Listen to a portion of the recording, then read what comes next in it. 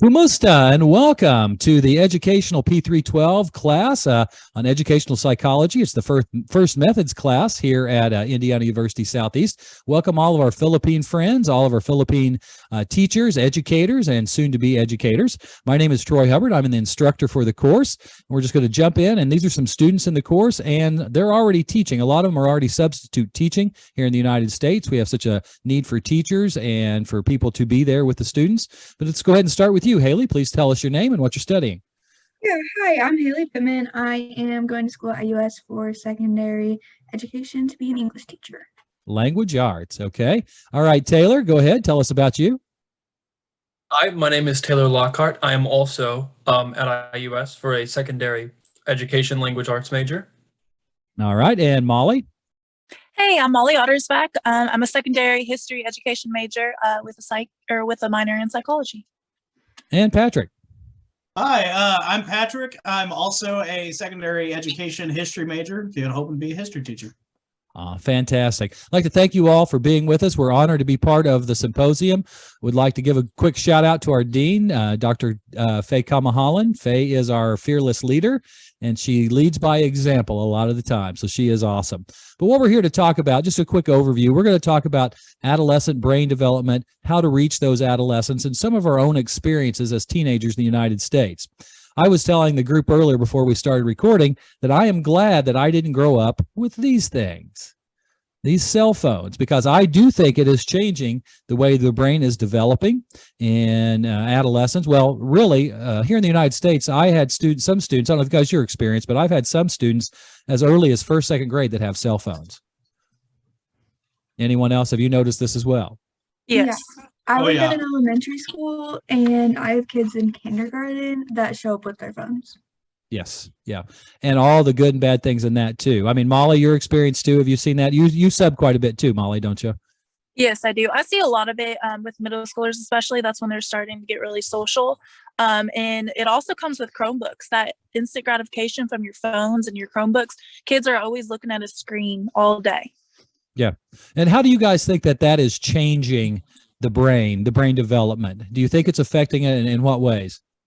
I know that a lot of it is instant gratification. A lot of kids don't have the patience anymore. Whenever something's loading, they're very antsy. They can't wait and be patient anymore. Patrick? To kind of piggyback off what Molly was saying, I've noticed that kids nowadays have a lot shorter attention spans. Yes. I'm assuming we're probably seeing a lot more diagnoses of ADD. But I've noticed just from the middle schoolers that I'm working with, a lot of them are having trouble. They have trouble focusing, even when it's with an electronic device or something like that. They still have trouble focusing on things. And the challenge for us as educators is, how do we deal with that? When you have a student that's used to looking at TikTok very quickly, looking at, YouTube shorts and that kind of thing, how are we going to deal with that? That's the challenges as educators that we have. Any ideas there? Taylor, Haley, anybody, Patrick, Molly, what do you think? What are some challenges or some ways to combat that? Part of it is, at least in my experience, just switching it up a lot, just to keep them from being bored, I guess. Just switching up how you teach or what you do in class, even just like the order of things or where kids sit in class. Mm-hmm. Yep, I think it's great. I agree with that. I agree with that. That's a good point. I know a lot of the teacher that I've been shadowing right now, she switches from a poster to a video to group work to conversation to paper to worksheet. She switches very often in her class, and it keeps everyone on their toes. Taylor, have you noticed anything particular?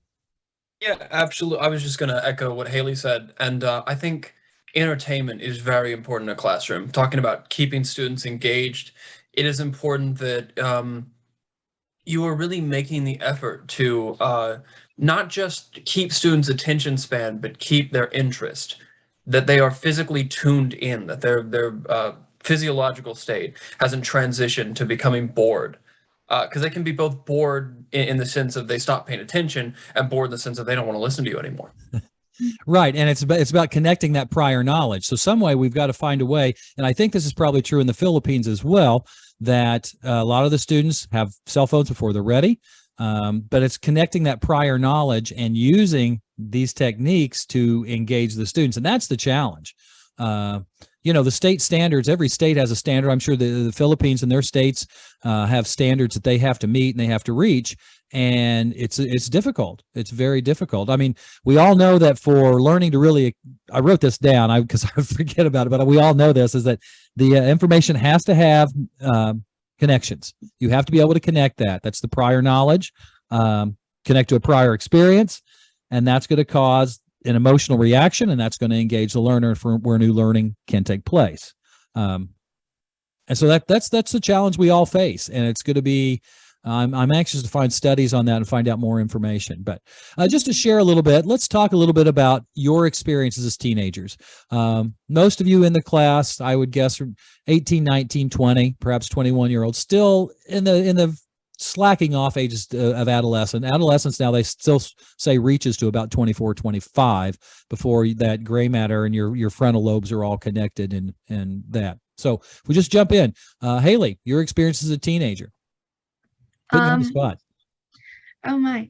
Okay. I know that, like, on the topic of phones, in middle school I didn't have a phone, so I felt super like out of the loop, and that was a huge part of my adolescence, was feeling like I guess I don't belong, which is also a big part of adolescents have huge feelings and don't know how to deal with them necessarily.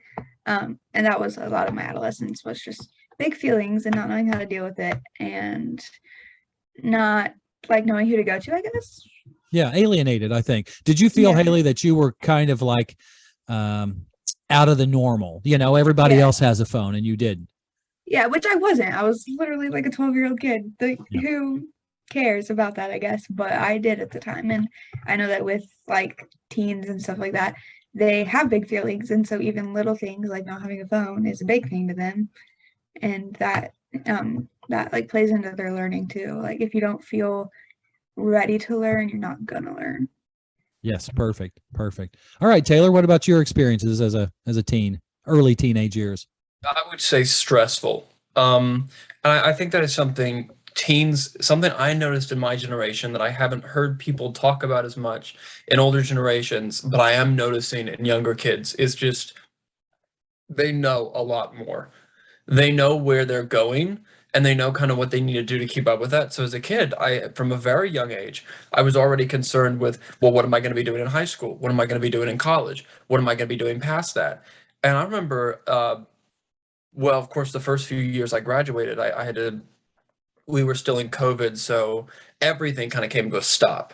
But I remember this period of burnout where I was just I have always spent my entire life thinking about what's next. And I don't know what's next. And I don't know if I want to know what's next, because I'm just going to ask what's next after that. And I think that is definitely something that is prevalent with teens. It's prevalent with me, that it just feels like life is so much more important than it is. Mm-hmm. Mm-hmm. And I think that pressure that you feel, and it's ingrained in a lot of our kids, I think, at this time. I mean, that's just that pressure. What am I going to do? What it's going to be. Almost too much. There's almost too much, and without a chance, I think, for some kids to be a kid, to do kid stuff. Molly, you want to jump in? Back to the phone thing. I know that there was a lot of bullying going on, not necessarily to me, but I know a lot of my friends would make group chats and would forget someone else to add in it. And then that would be a big deal during school time for us. I know that you had mentioned, nude photos that would go around of girls who were trying to impress a crush or do something. And that caused a lot of mental distress to a lot of people. That's a big deal. So I know that phones affected my middle school self in ways way before than they should have. I, in middle school, was very sheltered and didn't even know what a nude photo was. No. So whenever I found out that stuff was happening to my friends, I was exposed to that way sooner than I should have been. Mm-hmm. And I didn't quite know how to handle it either. I know that even now, as soon as my phone goes off, I immediately look at it. That immediate, need to know what is happening, what's going on, what am I being left out of. So I think it has a big difference. I know sometimes I'll take phone breaks and I'm a lot more calm. I'm a lot more happy, but we can't always do that in this day and age. You need a phone for your email, your school, your job, to contact people. So it's something that I think kids also need to learn how to work with. I think that people need to say, these are healthy boundaries with a phone.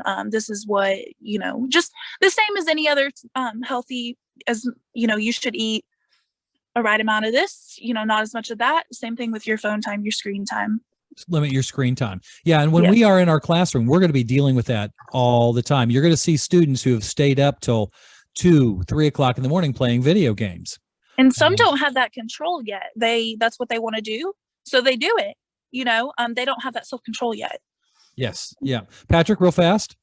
So I'm going to kind of date myself here. I'm a little bit older, so I didn't get a phone until I was at the tail end of middle school. So I didn't quite notice. I know a lot of kids had them when I was in middle school, but I was in middle school around 2012, 2013. That's whenever I was in 8th grade. It's when I got a phone. I started seeing the beginnings of stuff like that. There still wasn't like group chats and things like that when I was in middle school just yet. That stuff was like just starting to take off, but I noticed a lot of that when I was in high school. Well, I've also found that a lot of kids are nastier to each other over online because they're not actually talking to each other. So, I'll say to some of my kids, would you say that to them in person? They say absolutely not. So why would you say it online? Yeah. Well, adolescents are impulsive. They don't have the brain space to think things through all the way, so they just do what they want. And like I said, they feel big emotions, so they act on those emotions without thinking about it, and that's how a lot of that happens. And also the internet is forever in some cases. You see tons of things coming up of celebrities saying things 10 years ago that come up now and they lose their job. And you have adolescents that are recording this information and they go for a job interview or whatever when they're 25 and they recorded something ignorant, something when they're 12, 13, 14, and bam, it's out there. And of course, we all know through our studies that the teenage brain, the frontal lobes are not development. The frontal lobes control, I'm going to test you guys. What all do they control? Judgment, emotions, impulse control. Who's your teacher? Impulse control, judgment. Let's see what else. Planning. And so those aren't developed yet. So as we know, and we've studied in the United States, and I think all over the world, teenagers, let's see if I can say it right in Tagalog. Benatuyu. That's the teenage word, I think, in Tagalog. If I'm wrong, sorry. But I think it's all over the place that they act with these impulses and they don't think. Those myelin sheaths the sheaths haven't connected to that gray and white matter yet. The gray matter is still in development. So that makes our job very, very, very challenging. So to reach these students, what do we do? How do we combat that? And I think we touched on it just a little bit when you said change things up quickly in your classroom. Do other things quickly.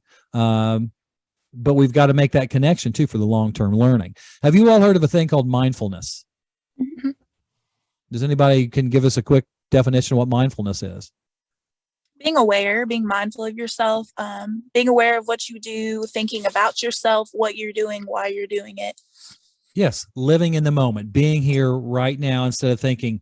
And Taylor, I think you touched on this too a little bit, that I think in the United States, especially, teens are almost trained to, what are you going to do? Where are you going to go to college? What do you want to be when you grow up? Make that decision now. And you're 12, 13, 14, and you don't know.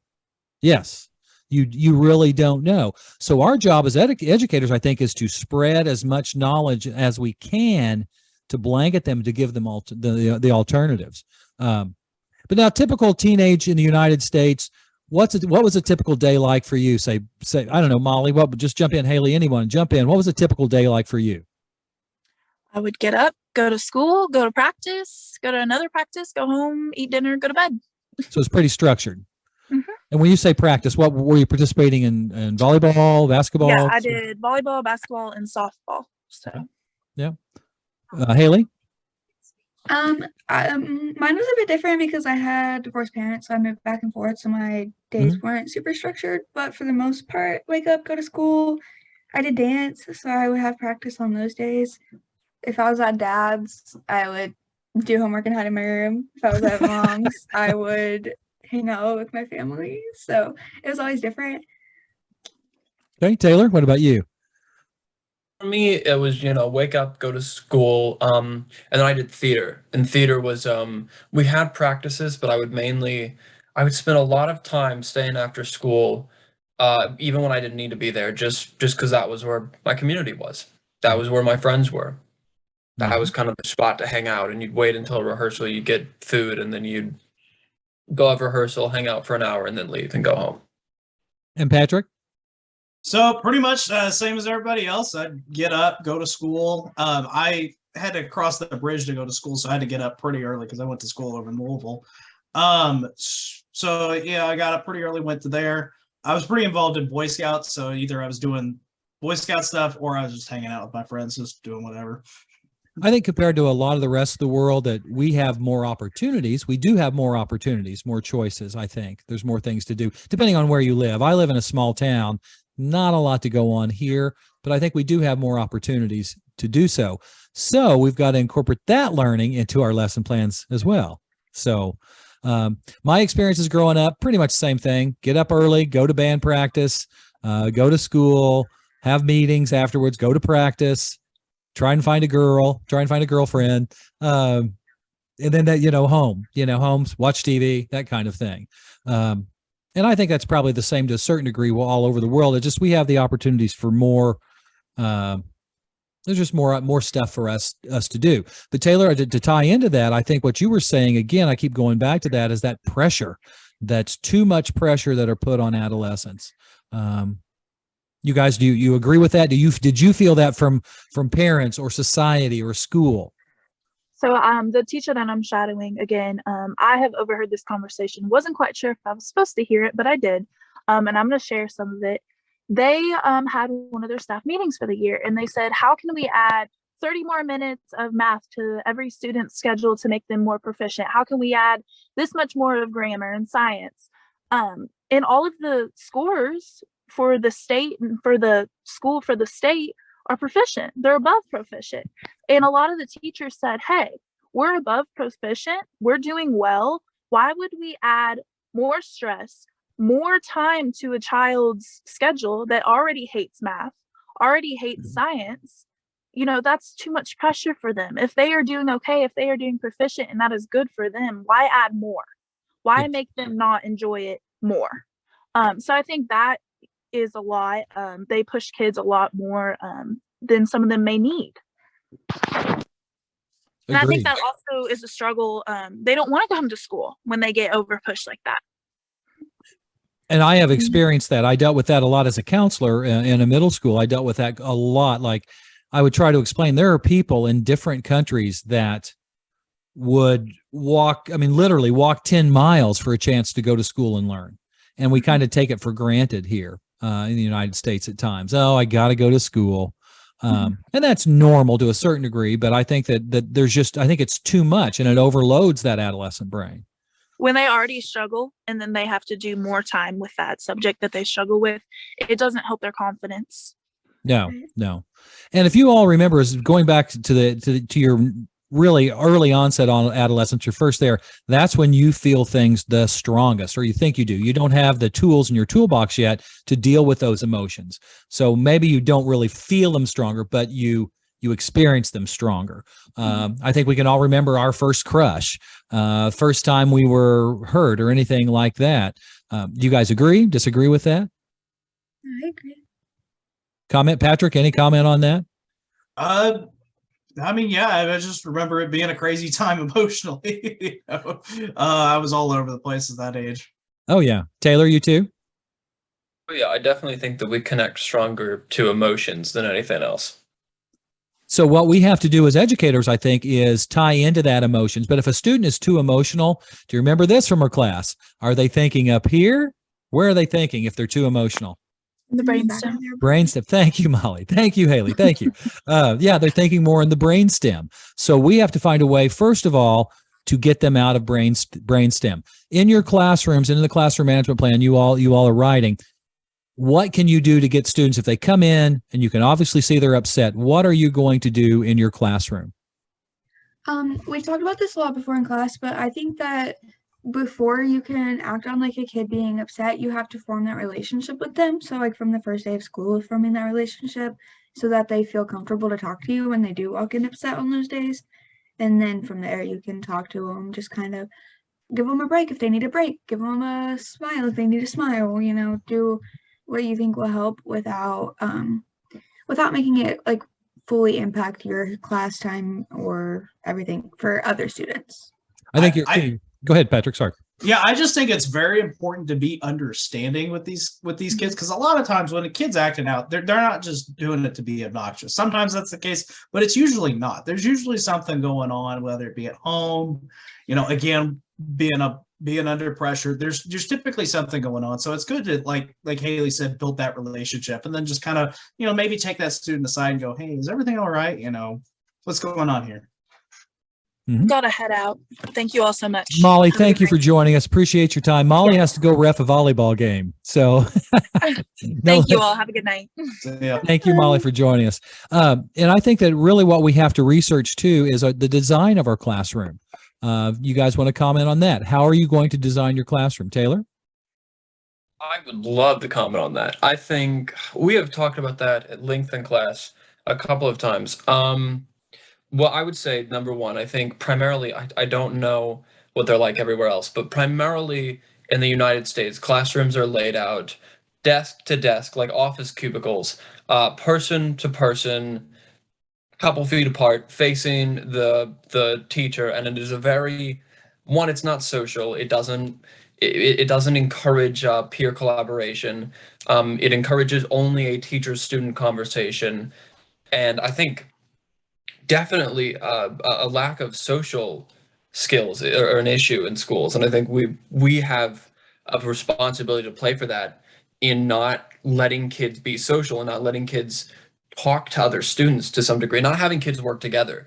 And I think you definitely need a classroom setup that is encouraging that. I've had some people mention doing circular desks, not circular desks, but desks in a circular formation to create a Socratic seminar layout. I personally think that the best formation is just very large tables that kids can sit at with other kids and work together at their table. Great. Wonderful. Patrick, Haley, anything to add to that?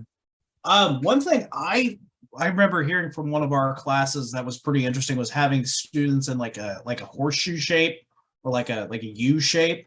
I think that'd be interesting, because then everybody can see each other, but then the teacher's still in the middle, but more people are looking at each other, and there's more of a student interaction there, not just a teacher-student interaction. Mm-hmm. Yep. And I like the idea of a chill out space in your classroom. If a student comes in upset, hey, have a little place back there. As I told you before, I had a record player and an amp with headphones, and the students could go back, sit on the beanbag, and just chill out until they're ready to learn, have settled down, they're out of brainstem. This is, I think, I said this in class before, I think something really important about the classroom is just like the vibes that you create in there.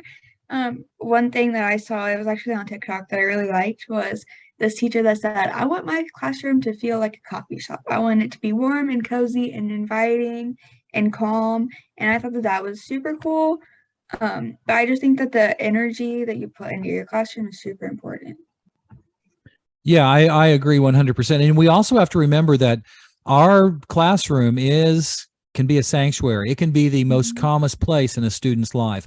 A lot of students here in the United States deal with poverty, deal with not having a stable home, or both parents have to work all the time. They're kind of on their own, and they need an area or a place that feels safe and they know they can be themselves. Would you guys agree with that? Yeah, I mentioned having divorced parents, and so I went back and forth, and my life was very hectic in middle school and even in high school. But one thing that was like my absolute favorite was my teacher.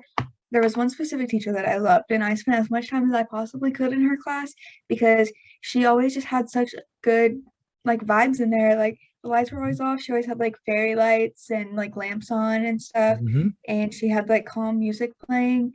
And I also found that like kids were way more responsive in her class just because they liked it in there. Well, they're out of brainstem. Yes, Haley, that's a great point. It was a relaxed atmosphere. And I want it to be, I think it's important to be who we are, but also I think it's important to have a relaxed atmosphere in your classroom. I think that really promotes learning. That ties in with the brain research that's being done, that people learn, again, when they connect prior knowledge, when they feel relaxed, they're not in brainstem, and you can share knowledge with others. A couple brain compatible strategies. Let's talk about this real quick for increasing learning, I think, is storytelling. It can be real or fake, but it makes an emotional connection to the audience. I always used, my parents too, Haley, went through a divorce, and I always used that to let them know I don't pretend to be perfect. Every family, every person has issues that they're dealing with one way or another. And to kind of share that with people, whether the story is real or fake or made up, not fake, but made up, as long as they understand that this is stuff we all share, I think it makes it better for increasing learning. You guys agree? And when you share personal stories and things like that, it makes students feel more compelled to talk to you because they're not like scared to talk to you because they know that you're real and care. Yes.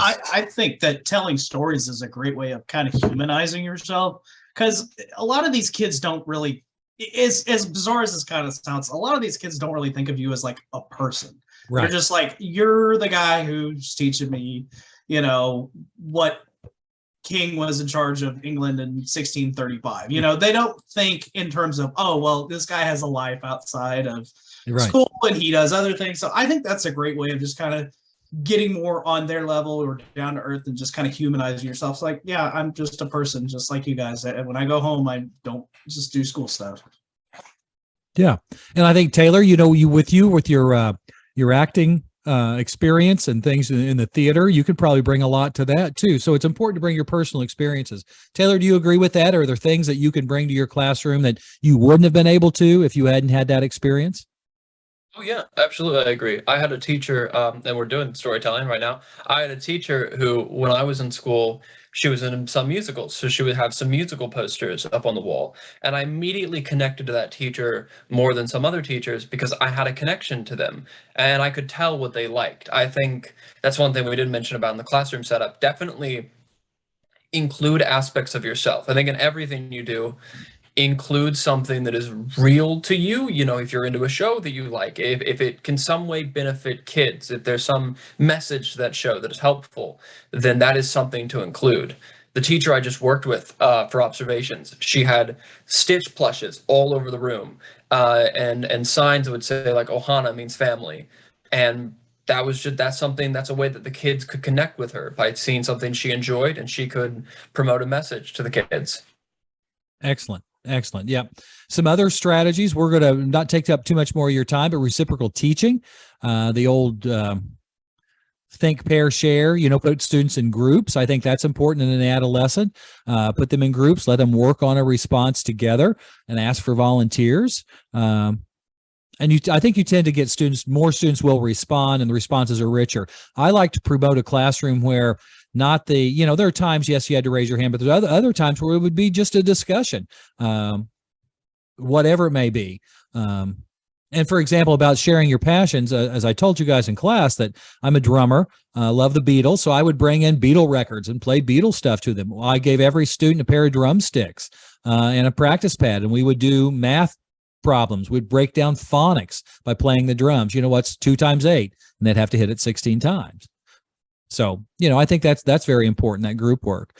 Can you all think of anything else, brain compatible strategies for increasing learning that we haven't touched on yet? This isn't a new idea, but kind of piggybacking off of what you're saying, I think that the group work is also really important because we've talked about how social media can kind of mess with socialization, and that really promotes good socialization, which is good. Mm-hmm. Mm-hmm. Well, in closing, let's just give a few quick closing thoughts. Patrick, what do you think are the main challenges that are facing us as educators as we go into your own classrooms? I think one of the main challenges that we're facing as educators is just how quickly the world is changing. I mean, we see, with the mass media that we have, cell phones, literally information just travels so quickly. I mean, it's like boom, boom, boom. Like you can see it from our news cycle. It used to be something that was big news for weeks is now, I mean, tomorrow people have already forgotten about it. So I that's one thing I personally see as being the biggest challenge is just how quickly the world is changing, which is both a good and bad thing, but it is what it is. We have to embrace that change. Yeah, we have to embrace that change is going to be changing very quickly. Taylor? Yeah, I would piggyback off of what Patrick said and say that kids, with that information overload, kids know more than probably we would want them to know. Kids know a lot more at a young age, and that leads to the stress that I was talking about, where kids know things that they shouldn't be concerned with politics yet. They shouldn't be concerned with world events as much as, well, they should, but not as much as we are at our age. Exactly. And they are, because they see it. They have a Twitter, they see it trending on Twitter, and they're caught up with that. And it's difficult to approach kids like that who more and more become distanced from us. And honestly, in some capacities, of course, we're educated, but they know more than we do in some areas because we're just not there. Yes, exactly right. All right. Anyone else like to say anything else before we close down our presentation?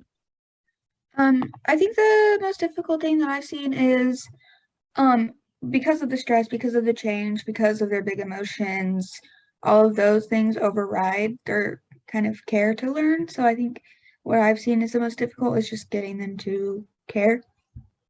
Yep. And I think you hit it earlier when you said relationships. It's about relationship. That was probably the first thing I told you all in class. Relationships. And unfortunately, in a college situation, it's very difficult because we don't meet every day. So it's very hard to, and I've tried to cultivate that with you, if you've noticed, with emails, with reaching out and just being available for you all to cultivate that relationship. Because when you do, you'll listen. When you have a relationship with someone, you will listen. So, all right. Thank you all for joining us. This has been the Education P312 class, talking about brain development, talking about all kinds of stuff, growing up as a teenager in the United States and how to deal with that. Peace be with you. Thank you all very much. And we're out. Thank you, guys.